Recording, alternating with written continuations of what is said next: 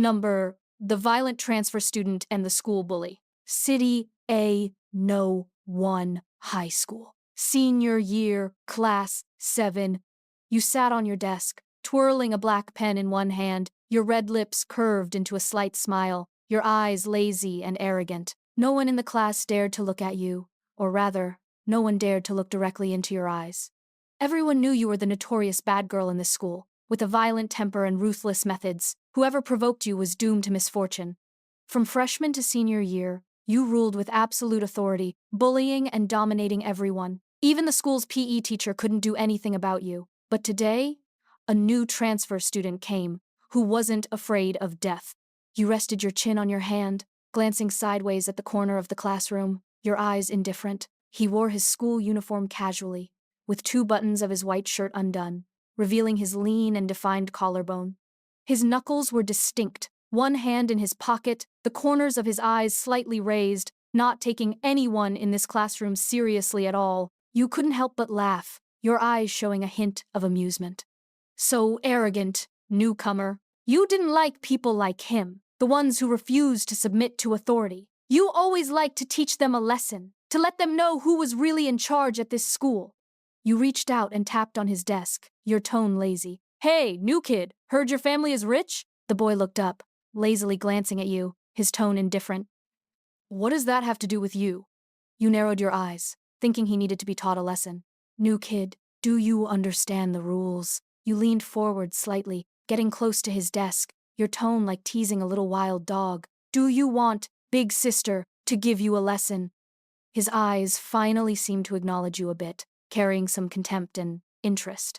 The air instantly became strange. Everyone else in the class held their breath, afraid of getting involved. You originally thought he would either submit or stubbornly go against you, but you never imagined he would actually smile, and it was that kind of smile, full of amusement. The boy laughed low and slow, then stood up leisurely. The next second, your wrist was suddenly grabbed by him. Your expression changed, and just as you tried to break free, he dragged you straight out. His strength was shockingly strong.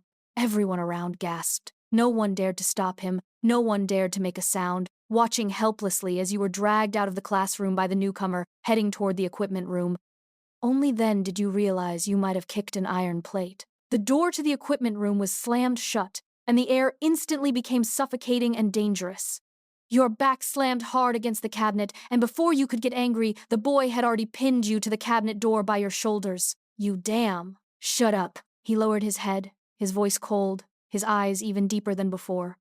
You froze instantly, up close. His features were sharp, the corners of his eyes slightly raised, carrying a rebellious and sinister air. But his eyes, they were filled with intense violence and malicious amusement. Teach me the rules. With these little tricks of yours, you dare to play them in front of me? He laughed low, his distinct fingers pinching your chin, forcing you to look up. Your heart suddenly tightened, a feeling of indescribable danger spreading from behind you. You finally realized he wasn't a good person.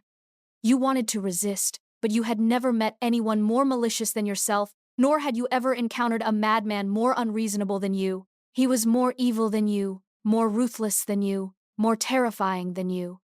Can't handle it? He leaned forward slightly, his lips against your ear, his voice low and husky. You gritted your teeth hard, your fingers tightly gripping the hem of your clothes. For the first time, you felt an indescribable suffocation. He didn't wait for your answer, directly pressing you down and bullying his way in.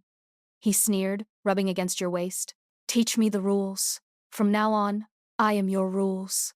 Starting now, you have to come whenever I call. Do you hear me?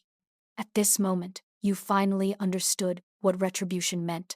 From then on, you never bullied anyone in school again. You went from the big sister to the quiet little follower beside that transfer student. No one could believe their eyes.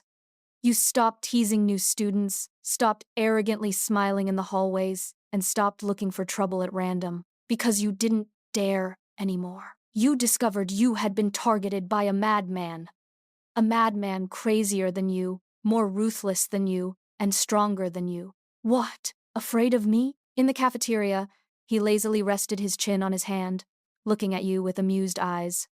Your fingers gripping your chopsticks tightened slightly, your teeth gritted hard, and finally you squeezed out a sentence in a low voice. I don't dare. Hearing this, he laughed low, stroking your hair as if he had finally tamed his little cat.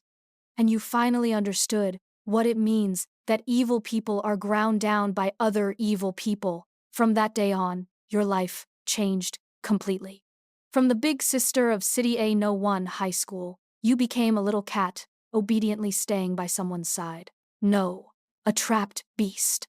You had thought countless times whether you could be as free as before, doing whatever you wanted, beating anyone who displeased you, and making anyone who got in your way roll far away. But you had completely lost that power.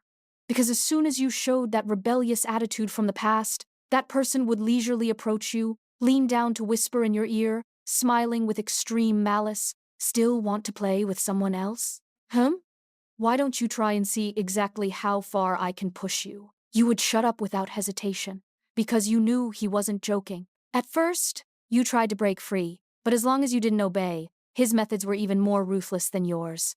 However you used to bully people, he would apply even more sophisticated methods to you, hundreds or thousands of times worse, even more thoroughly than you, more cruelly, making you completely powerless to resist. His possessiveness was terrifyingly suffocating. Even when you went to the cafeteria, who you sat with, whether you went straight to the school gate after class, everything was under his complete control. Talking to other boys? What, still have so much energy to talk? His thin lips parted slightly, his eyes playful. He never spoke loudly to you, nor did he threaten you in front of everyone. But the more silent you were, the more happily he smiled, as if enjoying your submission. You couldn't imagine what would happen if you really went against his wishes. You used to be the bad girl feared by the whole school, and now you had become his subordinate. Once, you didn't wait for him after school to leave together, but left school early on your own. You thought it was no big deal, he wouldn't care. But that night, you were blocked at your doorstep by him. The boy rested one hand against the wall, trapping you in the shadows, his eyes dangerous as a beast ready to tear apart its prey at any moment. Ah, Jiang, why didn't you wait for me? His voice was lazy, but carried a chilling coldness that made one's heart freeze. Your back pressed tightly against the wall, your breathing somewhat disordered, your fingertips trembling slightly. I just thought, I'm not qualified to control you? He interrupted you, laughing low, leaning down to whisper in your ear. Or did you think today's matter would just be let go? His eyes were dark and cold, filled with possessiveness so thick it couldn't be dissolved. I thought you already knew who you belonged to. You lost the right to decide your own freedom long ago. Your breathing suddenly stopped, your heart feeling as if it were being tightly gripped. He gently held your chin, forcing you to lift your face, speaking slowly and deliberately. Do you think you can still run? His smile was extremely gentle, but those dark eyes held no warmth at all. You finally understood you couldn't escape. From the beginning, you had been firmly controlled in his hand, with nowhere to escape.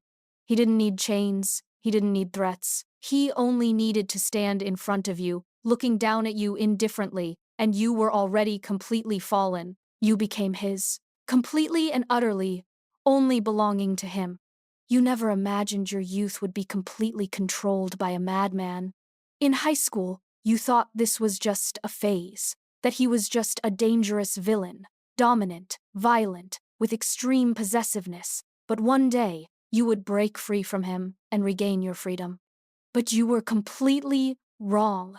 After graduation, you were directly taken away by him, moving into his home.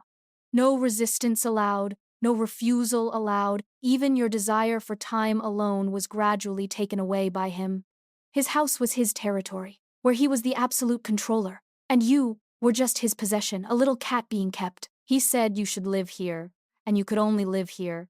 He said you should be obedient, and you had to be obedient.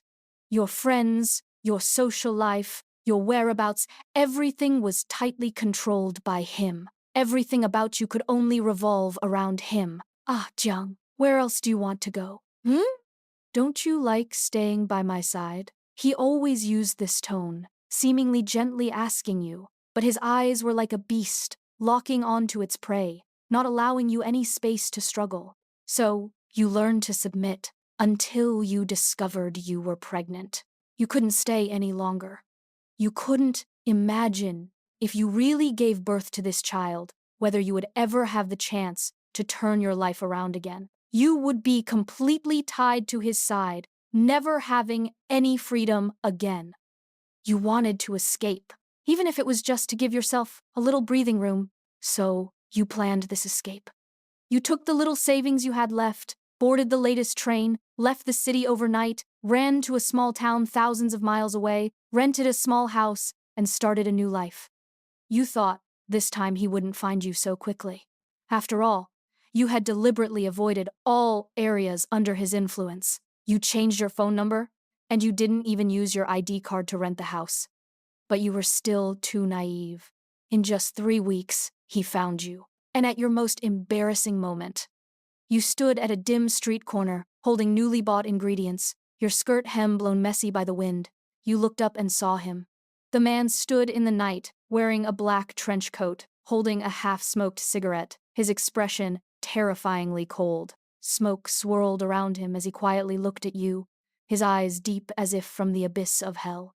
You ran pretty fast. He walked slowly toward you, his voice low and husky. Too bad, you still can't escape. You backed away in terror, wanting to turn and run, but his movements were faster. His long arm reached out, and your entire body was grabbed by him and dragged into his embrace. Let go. Ah, Jiang, you're becoming more and more disobedient. His voice was light and slow, carrying a dangerous smile. This time, how do you plan to make it up to me? Your whole body went cold, your fingertips trembling, wanting to beg for mercy, but he didn't give you the chance at all. The next second, you were dragged into the black sedan parked by the roadside. You were locked in the house. He didn't give you a second chance to escape. Your ankles even had a chain on them, an exquisite silver buckle connected to a chain not too long, enough for you to move around the room, but never possible to walk out that door.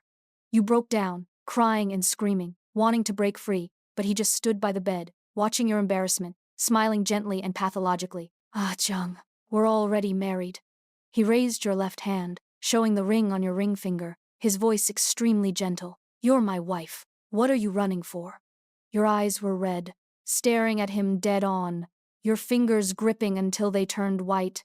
You're crazy. Yes, I'm crazy. He bent down, gently kissing your forehead, his voice carrying a low, husky laugh. But didn't you know that long ago?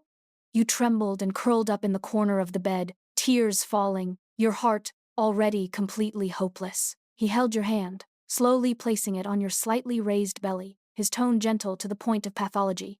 Ah, Jiang, don't be afraid. You just need to stay here, keep me company, and give birth to our child. This way, our family can be together forever. You closed your eyes, finally giving up the last of your struggles. You couldn't escape. From the very beginning, you had been targeted by him.